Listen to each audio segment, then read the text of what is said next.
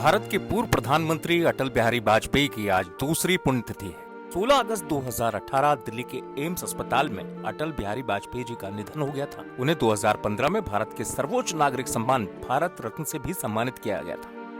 लेकिन आज हम आपको अटल जी के कुछ ऐसे किस्से सुनाते हैं जो आपने कम ही सुने होंगे। पहला किस्सा, जब अटल जी ने मनमोहन सिंह को इस्तीफा देने से रोका था। 1991 में केंद्र में पीवी नरसिम्हा राव की सरकार थी और मनमोहन सिंह वित्त मंत्री थे। अटल बिहारी वाजपेयी जी तब लखनऊ के सांसद और लोकसभा में नेता प्रतिपक्ष थे। मनमोहन ने अपना बजट भाषण संपन्न किया तो नेता प्रतिपक्ष होने के नाते अटल बिहारी वाजपेयी ने अपने भाषण में सरकार के बजट को लेकर जमकर आलोचना की। अटल जी की इस आलोचना से मनमोहन सिंह आहत हो गए और प्रधानमंत्री राव को इस्तीफा देने की पेशकश कर दी। राव ने तुरंत ही वाजपेयी जी को फोन कर पूरी कहानी बताई। इसके बाद अटल जी ने मनमोहन सिंह से मुलाकात भी की और उन्हें समझाया कि उनकी आलोचना तो राजनीतिक है, इसको व्यक्तिगत नहीं लेना चाहिए। बीजेपी नेताओं के साथ ही हर जन्मदिन पर अटल जी से मुलाकात करने वालों में मनमोहन सिंह भी शामिल रहते थे। दूसरा किस्सा है अटल जी की काम के प्रति निष्ठा का, और ये निष्ठा अटूट थी। ये वाकया है जब अटल बिहारी वाजपेयी लखनऊ में एक अखबार के संपादक थे। उसी दौरान कानपुर में अटल जी की बहन का विवाह समारोह था। शादी के दिन नानाजी देशमुख ने अटल जी से कहा कि आज तुम्हारी बहन की शादी है। अटल जी बोले, अखबार शादी से ज्यादा जरूरी है। नानाजी चुपचाप कानपुर चले गए। वहां उन्होंने दीनदयाल उपाध्याय को ये बात बताई। दीनदयाल जी कानपुर से लखनऊ आए। वो अटल जी से कुछ नहीं बोले और कंपोजिंग में जुट गए।